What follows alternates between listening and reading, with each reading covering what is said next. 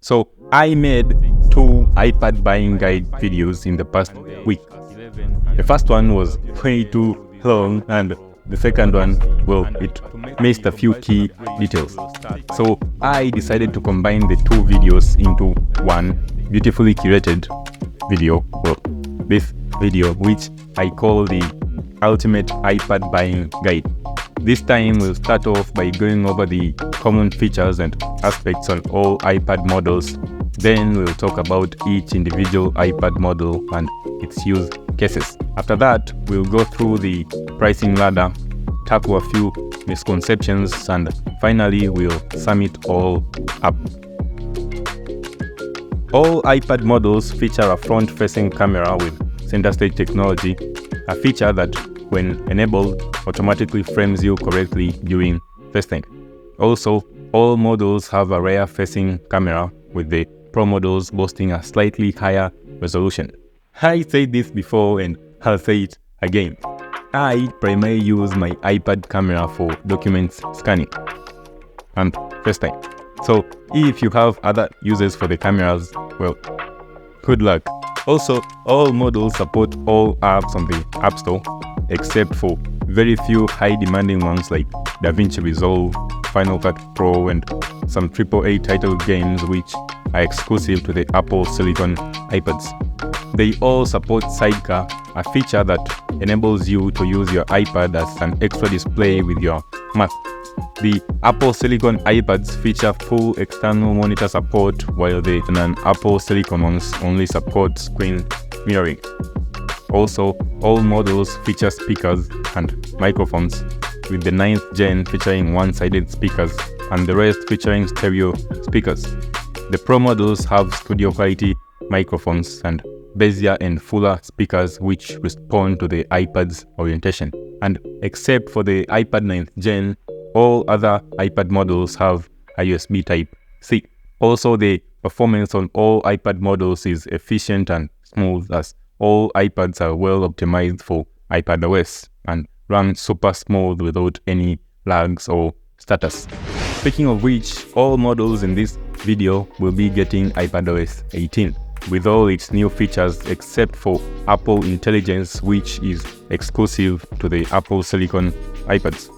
And as for software support, expect these devices to run you for at least 5 to 7 years, meaning any of the models in this video will easily run you till 2030. Now, let's go through each individual iPad model, starting off with the most affordable one, the iPad 9th Gen. It's powered by the A13 Bionic chip and comes with a 10.2-inch Retina display. It's the only iPad that features a 3.5mm headphone jack and supports the first-gen Apple Pencil with a Lightning port. It's a solid choice for children to play around or for casual users who need an iPad for browsing, note-taking, and media consumption.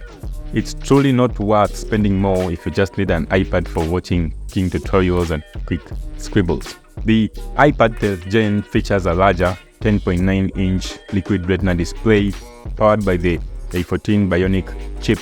It supports the first-gen Apple Pencil in both Lightning and USB Type-C variants. It also supports an Apple Folio keyboard for light productivity, making it a great choice for students, basic creativity, and casual users. The iPad Mini 6 does not belong to any particular user group. I'd say it's a great choice for anyone who needs a smaller iPad without compromising on performance. So anything from gaming, a doctor or nurse taking rounds at the hospital, quick scribbles, note-taking, and reading ebooks. It features an 8.3-inch liquid retina display powered by the A15 Bionic chip, the same chip on the iPhone 14 series.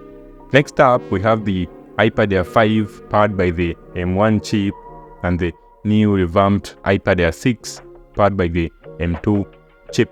I still think the iPad Air models are the sweet spot for most users, as I personally rock the 256 GB iPad Air 5 model in pink I haven't had any reason to upgrade yet, as it still does everything I need it to without any compromises whatsoever. And to answer a question from last week's buying guide video, the reason I still include older iPad models in my buying guide videos is because there is no significant benefit to buying the newer M4 models over the older refurbished or used models, other than some very minor and negligible hardware improvements. But software-wise, all iPad models still do the exact same stuff. So buying an M4 model over an M1 model offers no significant benefits. The iPad Air 5 features a 10.9-inch liquid retina display, while the M2 iPad features an 11 and 13-inch liquid retina display. They all support the second-gen Apple Pencil, but the M2 models offer support for the latest Apple Pencil Pro. They are perfect for students, creative professionals, and power users, as they feature all the Pro multitasking features. They have a Pro chip, and they come with all the Pro accessories. While the iPad Air 5 starts at 64 gigs of storage, the M2 iPad Air models start at 128 gigs. We also have the option to upgrade the M2 iPads to 1 TB of storage, unlike the Air 5, which maxes out at 256 gigs. And that's about it.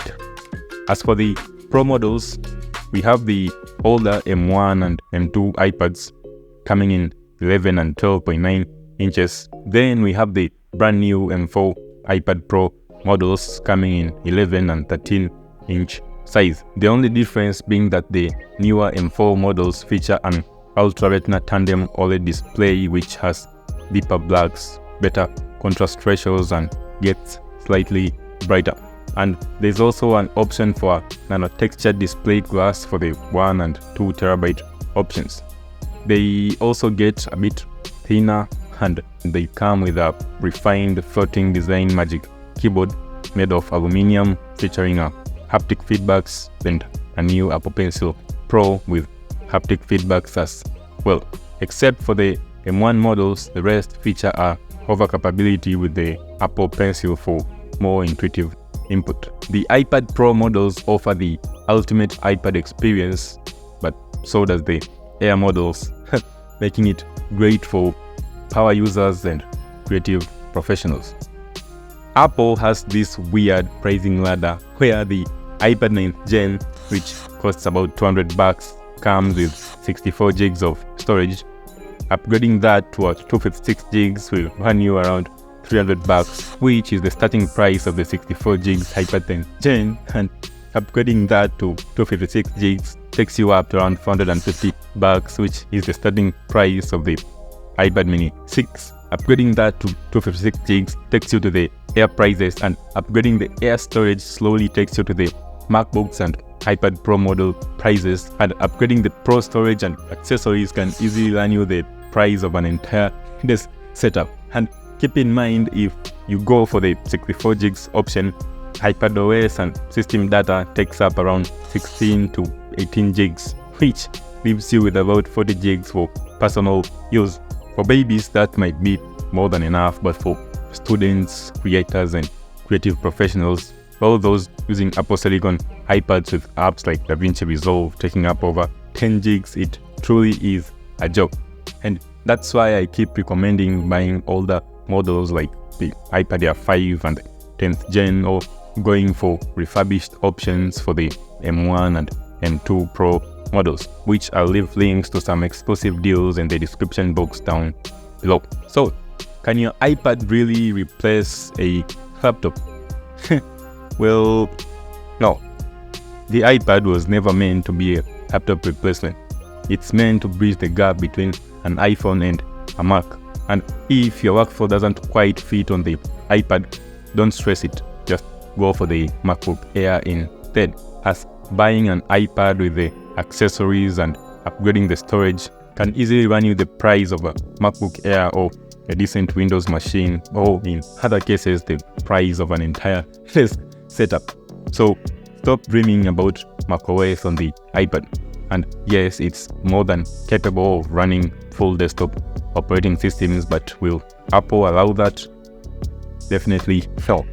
And if you're looking to using your iPad as your main and perhaps only machine, be sure to check out this video where I break down a bit of my iPad Air 5 workflow. And if you'd like to support the channel further, feel free to buy me a cup of coffee with the links in the description box down below.